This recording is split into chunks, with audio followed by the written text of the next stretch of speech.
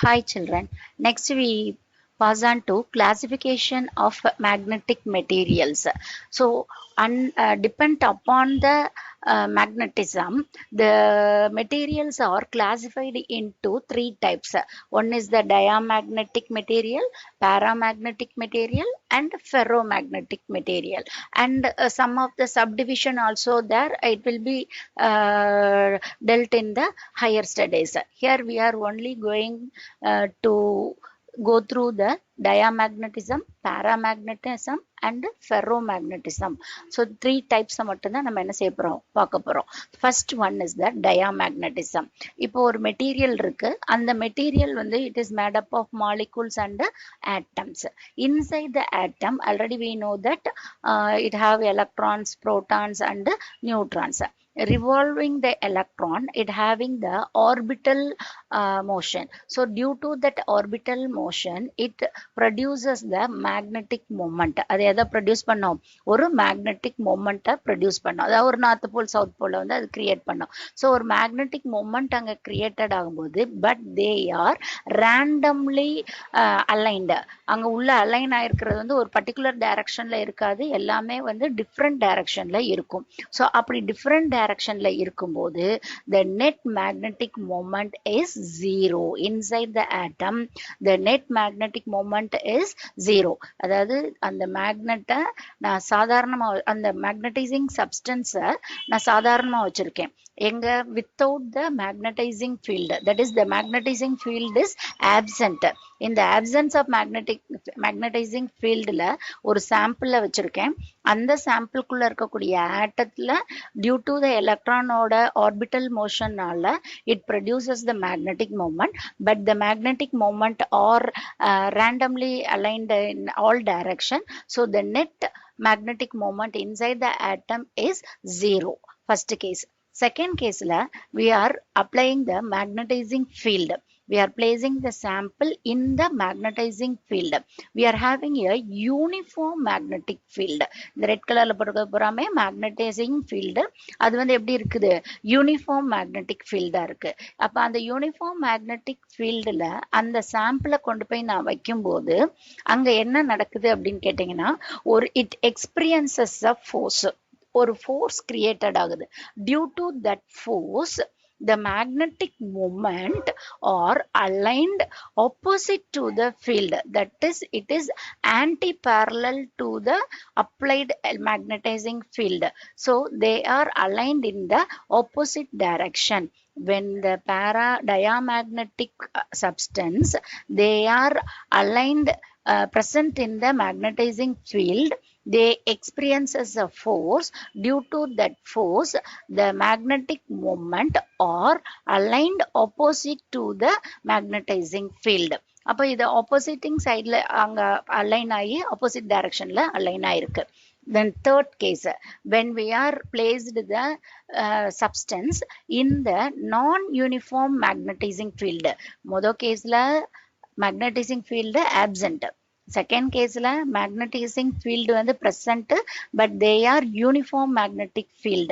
In the third case la we are placing in the non-uniform magnetic field. அப்பையும் it experiences a force, but that material should be moving from stronger part to the weaker part of the external field. ஏன்னா external fieldல வந்து uniform electric magnetizing field இருந்தாதான் எல்லா இடத்துலயும் magnetic field வந்து ஒரே மாதிரி இருக்கும்.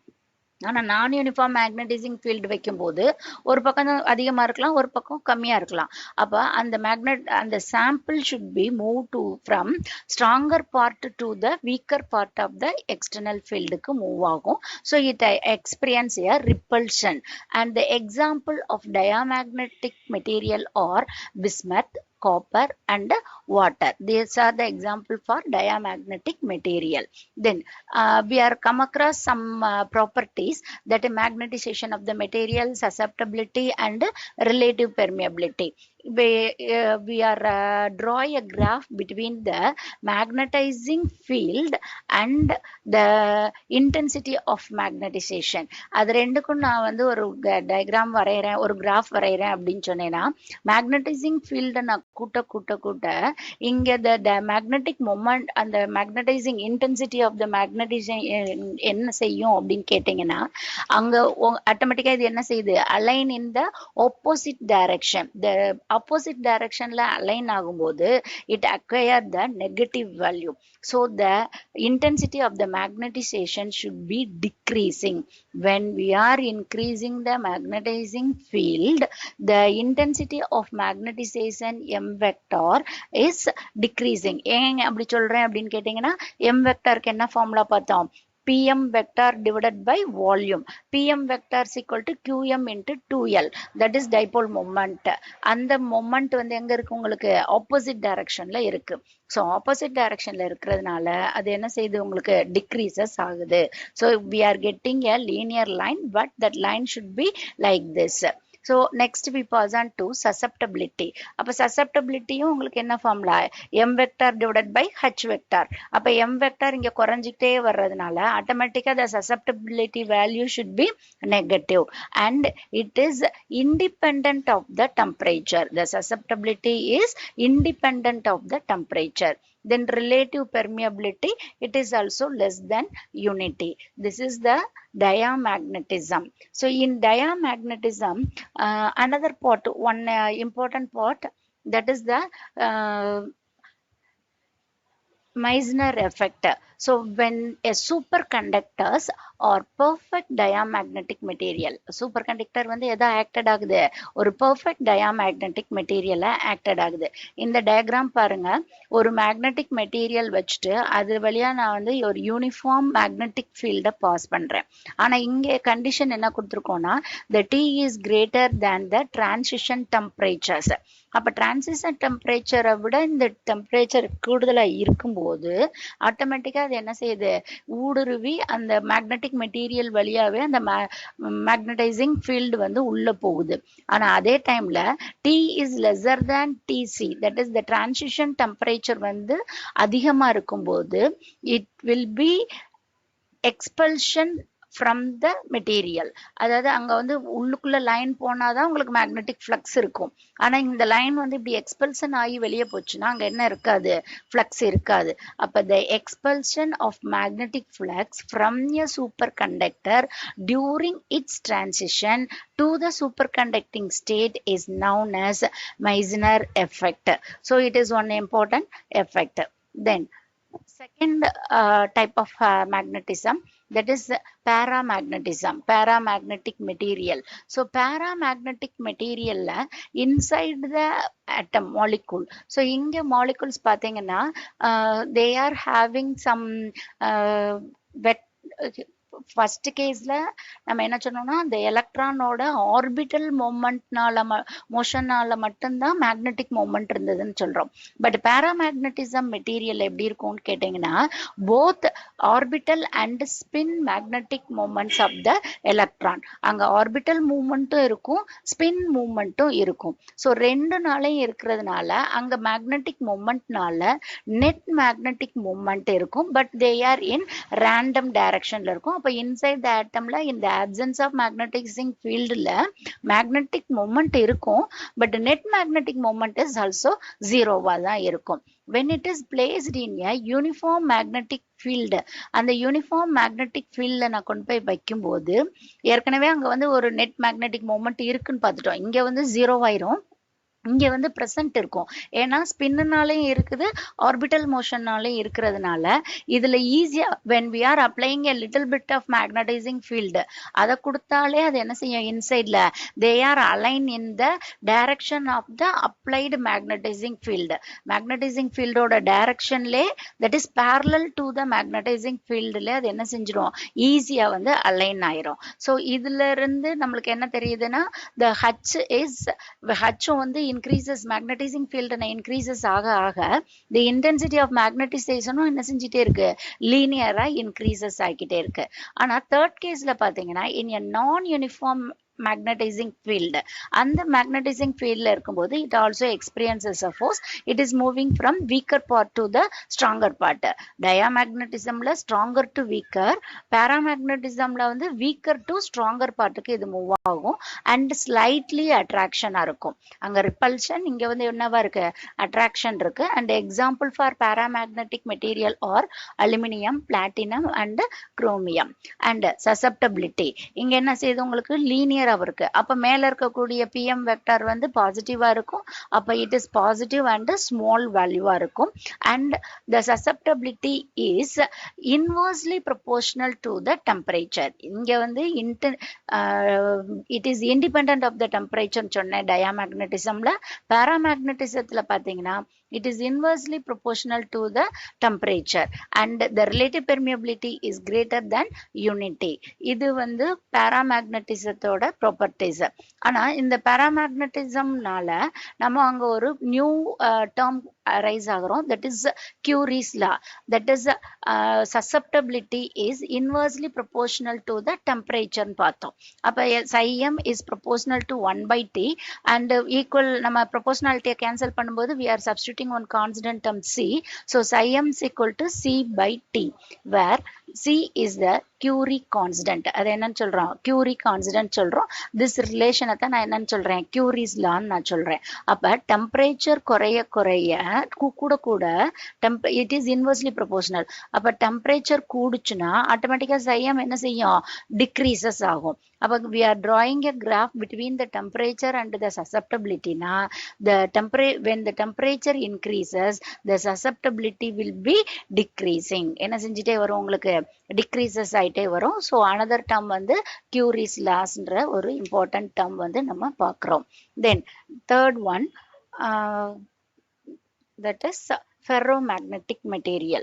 for learning the ferromagnetic material, இந்த ஃபர்ஸ்ட் கேட்ல ஒரு ஆட்டம் மட்டும் பார்த்தோம். இந்த ஆட்டம்ல வந்து ஆர்பிட்டல் மோஷன் மட்டும் இருக்குன்னு பார்த்தோம். அந்த ஆர்பிட்டல் மோஷன்ல இன்சைட்ல வந்து மேக்னெட்டிக் மொமெண்ட் இருக்கும், பட் நெட் மேக்னெட்டிக் மொமெண்ட் வந்து ஜீரோன்னு நம்ம பார்த்துட்டோம். இதுல பாராமேக்னட்டிசம்ல பார்க்கும்போது அங்க ஆட்டம் அண்ட் மாலிகுல்ஸ் கொஞ்சம் லார்ஜ் அமௌண்டா இருக்கும். அந்த லார்ஜ் அமௌண்ட்ல இருக்கும்போது அங்க வந்து ஆர்பிட்டல் மோஷனும் இருந்தது, ஸ்பின் மோஷனும் இருந்தது. அப்ப இது ரெண்டும் இருக்கிறதுனால உள்ள வந்து நிறைய மேக்னெட்டிக் மொமெண்ட் கிரியேட்டட் ஆயிருக்கு, but they are random direction. So அந்த ரேண்டம் அலைன்மெண்ட்னால நெட் மேக்னெட்டிக் மொமெண்ட் வந்து ஜீரோ ஆயிரும்.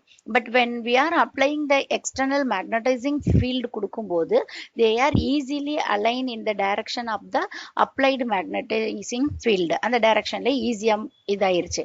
ஆனா இந்த தேர்ட் கேஸ்ல பார்க்கும்போது ஃபெர்ரோ மேக்னட்டிசம் வரும்போது இன்சைடு த ஆட்டம்ல வந்து அந்த ஆட்டம்ஸ்ல இருக்கக்கூடிய அந்த பார்ட் பூராமே they are aligned a system. அது என்ன, an atom or molecule in a ferromagnetic material வந்து ஒரு net magnetic dipole moment அது possess ஆயிருக்கும் and it is made up of smaller region. இந்த மாதிரி சின்ன சின்ன ரீஜைனா இருக்கும். ஸோ அந்த ரீஜைன் எல்லாம் சேர்ந்ததை தான் நம்ம என்னன்னு சொல்றோம், டொமைன்ஸ்ன்னு சொல்றோம். ஸோ டொமைன்குள்ள அந்த ஆட்டம்ஸ் பூராமே எப்படி இருக்கும்னா ரேண்டமா அலைன் ஆயிருக்கும், வித்தவுட் நோ மேக்னடைசிங் ஃபீல்டு. ஒரு மேக்னடைசிங் ஃபீல்டு இல்லாதப்ப அந்த ரெண்டு கேஸ்ல வெறும் ஆட்டம் மட்டும்தான் பேசணும். இங்க வந்து என்ன பேசுறோம், நம்ம டொமைன் பத்தி பேசுறோம். டொமைன் அப்படிங்கிறது என்ன அப்படின்னு கேட்டீங்கன்னா, it is made up of smaller region, ஒரு சின்ன சின்ன ரீஜைனா இருக்கும். அந்த இதுல வந்து மேக்னெட்டிக் மொமெண்ட் வந்து எப்படி அலைன் ஆயிருக்கும், ரேண்டம் டைரக்ஷன்ல வந்து அலைன் ஆயிருக்கும். And each domain has net magnetisation in the direction of எந்த அது வந்து ஒவ்வொரு டைரக்ஷன்லயும் ஒரு மேக்னெட்டிக் மொமெண்ட் இருக்கும். பட் இந்த நெட் மேக்னெட்டிக் மொமெண்ட் ஆட் பண்ணீங்கனாலும் அங்கேயும் உனக்கு என்னதான் வரும், ஜீரோவா தான் இருக்கும். இந்த options of magnetising field. when I am applying the magnetizing field, the inside the domain they are aligned in the direction of the magnetizing field. suppose magnetizing field நான் இப்படி கொடுத்திருந்தேன் அப்படின்னு சொன்னேன்னா உள்ளுக்குள்ள பூரா இந்த மாதிரி டைரக்ஷன்ல அது வந்து அலைன் ஆயிருக்கும். ஸோ எந்த டைரக்ஷன்ல நான் மேக்னெட்டிக் ஃபீல்டு கொடுக்குறேனோ அந்த டைரக்ஷன்ல இன்சைட்ல they are the magnetic moment or aligned. அப்போ இதுல பாத்தீங்கன்னா இங்க ஃபர்ஸ்ட் இதுல பாத்தீங்கன்னா உள்ள வந்து ஆப்சன்ஸ்ல பார்க்கும்போது magnetic moment net magnetic moment ஜீரோன்னு சொன்னோம். இங்க மேக்னெட்டிக் மொமெண்ட் இருக்கும், நெட் மேக்னெட்டிக் மொமெண்ட் ஆனா ஜீரோவாயிரும். பட் அது ரேண்டம் டைரக்ஷன்ல உள்ள இருக்கும். இதுல பாத்தீங்கன்னா ஏற்கனவே டொமைனா இருக்கிறதுனால தே ஆர் ஆல்ரெடி அலைன்ட், ஒரு பர்டிகுலர் டைரக்ஷன்ல அலைன் ஆகி இருக்கும். when we are applying a little magnetizing field in the uniform magnetizing field கொடுத்தாலே they are aligned in the direction of the applied magnetising field. ஈஸியா வந்து என்ன செஞ்சிடும், அது மேக்னடைசிங் ஃபீல்டோட டைரக்ஷன்லேயே வந்து அது ஈஸியா அலைன் ஆகி வந்துடும். அப்ப இங்க இங்க பாத்தீங்கன்னா இங்க சொல்லும்போது மேக்னடைசிங் ஃபீல்டை நான் இன்க்ரீஸ் பண்ணும்போது the intensity of the magnetization also linearly increases சொன்னேன். அப்ப இது வந்து மெதுவா இந்த மாதிரி இன்க்ரீசஸ் ஆகிட்டே தான் போகும். ஆனா இந்த கேஸ்ல பாத்தீங்கன்னா ஃபெரோ மேக்னட்டிசம் மெட்டீரியல்ல பாத்தீங்கன்னா அது சடனா ஒரு குறிப்பிட்ட டிஸ்டன்ஸ் வரைக்கும் when we are increasing the magnetizing field, the intensity of the magnetization also linearly increases and it attain the saturation condition. எதை அட்டைன் பண்ணிரும், உங்களுக்கு ஒரு சேச்சுரேஷன் கண்டிஷன் அட்டைன் பண்ணி அதுக்கப்புறம் நீங்க என்னதான் மேக்னடைசிங் ஃபீல்டு கொடுத்தாலும் the intensity வந்து கான்ஸ்டன்டா மாறிடும், ஒரே லீனியர் லைனா மாறிடும். அதே நேரத்துல when we are placing the non-uniform magnetizing field அப்படி வைக்கும்போது it experiences a force and it is moving from weaker part to the stronger part and heavy attraction. இங்க slightly attraction and heavy attraction. And the example for ferromagnetism is iron, nickel and cobalt. இந்த paramagnetism ferromagnetism ஒரு நூலிலை difference தான் இருக்கும். ஏன்னா paramagnetism வந்து நம்ம apply பண்ணக்கூடிய external magnetizing field வந்து கொஞ்சம் அதிகமா நம்ம கொடுக்குற மாதிரி இருக்கும். இதுல வந்து ஒரு லிட்டில் பிட் கொடுத்தாலே போதும். பட் இங்க இது வந்து அவ்வளவு சீக்கிரத்துல சேச்சுரேஷன் கண்டிஷன் அடையாது. பட் இது வந்து என்ன செய்யும், சீக்கிரத்திலே வந்து it attain the saturation condition. இந்த ப்ராப்பர்ட்டினால தான் நம்மளோட எலக்ட்ரிசிட்டியில நம்ம எலக்ட்ரிக்கல் எக்யூப்மெண்ட்ஸ் ப்ரிப்பரேஷன் எல்லாத்துலேயுமே வந்து we are using the ferromagnetic material. நிறைய அப்ளையன்சஸ்ல பூராமே வந்து we are using the ferromagnetic மெட்டீரியலை தான் நம்ம யூஸ் பண்றோம். அப்ப இந்த பேரா மெட்டீரியல் டயா மெட்டீரியல்லாம் எங்க யூஸ் பண்றோம் அப்படின்னு கேட்டீங்கன்னா ரிசர்ச் பர்பஸ்க்குலாம் நம்ம வந்து டயாவும் பேரா மேக்னெட்டிக் மெட்டீரியலை யூஸ் பண்றோம். But our day to day லைஃப்ல maximum we are using the ferromagnetic material தான் நம்ம யூஸ் பண்றோம். and the susceptibility of ferromagnetic material is positive and large and it is inversely proportional to the temperature and the relative permeability is very large. அங்க பார்த்தது மாதிரியே இங்கேயும் ஒரு term பார்க்க போறோம், that is the Curie-Weiss law. so Curie-Weiss lawல என்ன சொல்றாங்க அப்படின்னு பார்த்தீங்கன்னா temperature it is inversely proportional to temperature நம்ம பார்த்துட்டோம். as temperature increases the ferromagnetism decreases. இங்க temperature கூட கூட எது decreases ஆகுதுன்னு சொல்றாங்க, ferromagnetism decreases due to the increased thermal agitation of the atomic dipoles at a particular temperature. ஒரு குறிப்பிட்ட டெம்பரேச்சர்ல the ferromagnetic material வந்து paramagnetic material மாறிடும். அந்த டெம்பரேச்சரை தான் we are saying as Curie temperature சொல்றோம். நான் சொன்னேன் ஒரு நூலிலை டிஃபரன்ஸ் தான் பேராடயா மெட்டீரியலுக்கும் அண்ட் ஃபெரோ மேக்னெட்டிக் மெட்டீரியலுக்கும் ஒரு சின்ன டிஃபரன்ஸ் தான் நான் சொன்னோம்.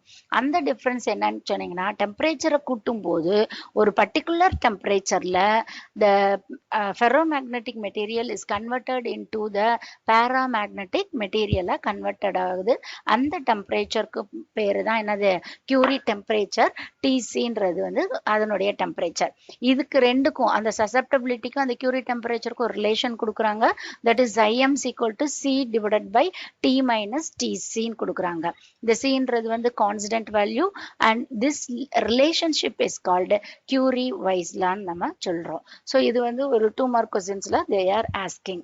Then another important one, நம்ம செகண்ட் கேஸ்ல பார்த்தோம் இல்லையா, ஒரு ஸ்பின் மூவ்மெண்ட் இருக்கும் அப்படின்னு. அப்ப ஸ்பின் அப்படின்னாலே நம்மளுக்கு என்ன சொல்லுவோம், நம்ம ஜென்ரலா ரொட்டேஷன் நம்ம சொல்லுவோம். இந்த கிளாசிக்கல் மெக்கானிக்ஸ் த ஸ்பின் மீன்ஸ் ரொட்டேஷன். நம்ம சாதாரண கிளாசிக்கல் மெக்கானிக்ஸ்ல ஸ்பின்னை வந்து ரொட்டேஷன் சொல்லுவோம். ஆனா அதே இது வந்து குவாண்டம் மெக்கானிக்ஸ்ல it is entirely different. So எப்படி டிஃப்ரெண்ட் ஆகுது? அங்க என்ன மீனிங் கொடுக்குதுன்னா, it is angular momentum. It is the spin means angular momentum. அப்ப ஏன் நம்ம ஆங்குலர் மொமெண்டம்னே பேர் வச்சிருக்கலாம்ல, வச்சிருக்கலாம். ஆனா ஒரு நம்ம ஏற்கனவே வந்து ஸ்பின்ன்ற வேர்டையே நம்ம யூஸ் பண்ணிக்கிட்டே வந்ததுனால அந்த ஹிஸ்டாரிக்கல் ரீசன்னால we are retain the name spin. In classical மெக்கானிக்ஸ்ல ஸ்பின் அப்படின்ற மீனிங் எடுத்தேன்னா ரொட்டேஷன்ற மீனிங் கொடுக்கும். ஆனா அதுவே வந்து குவாண்டம் மெக்கானிக்ல கேட்டேன்னா ஸ்பின் அப்படின்னு கேட்டோம்னா it means that angular momentum. அப்ப அங்க ஒரு எலக்ட்ரான் இருக்கு, அந்த எலக்ட்ரான் வந்து அங்க ரொட்டேட்டட் ஆகுது அப்படின்னு கேட்டேன்னா அந்த spin of the particle generally take only positive values, but the orientation of the spin vector takes plus or minus values in the external magnetic field. external magnetic field வைக்கும்போது அது வந்து plus value எடுக்கும், minus value எடுக்கும். For example, the spin is when ஒரு magnetic field வச்சிருக்கேன், அதுல வந்து ஒரு பார்ட்டிகல் எலக்ட்ரான் இருக்கு அப்படின்னு கன்சிடர் பண்ணீங்கன்னா அதுல வந்து ஒரு மேக்னெட்டிக் ஸ்பின் ப்ரொடியூஸ் ஆகுது. அந்த மேக்னெட்டிக் ஃபீல்டோட டைரக்ஷன்ல parallel டைரக்ஷன்ல இருந்தா it is called spin up. அதுவே ஆன்டி parallel டைரக்ஷன்ல இருந்தா it is called as spin down. For electron the magnetic spin is equal to 1/2, that is spin up. அதே இது வந்து -1/2 ஆயிருந்தா it is called spin down. So for electron we are having two magnetic spin. அதனுடைய value வந்து plus value இருக்கு, minus value இருக்கு. ஆனா புரோட்டானுக்கும் நியூட்ரானுக்கும் பார்த்தீங்கன்னா 1/2 வேல்யூ இருக்கும், பட் பாசிட்டிவ் வேல்யூ மட்டும்தான் இருக்கும். அதே நேரத்தில் ஃபோட்டானுக்கு ஒரே ஒரு ஸ்பின்னு தான், அதனுடைய வேல்யூ வந்து 1ன்றது அதனுடைய வேல்யூ. தேங்க்யூ.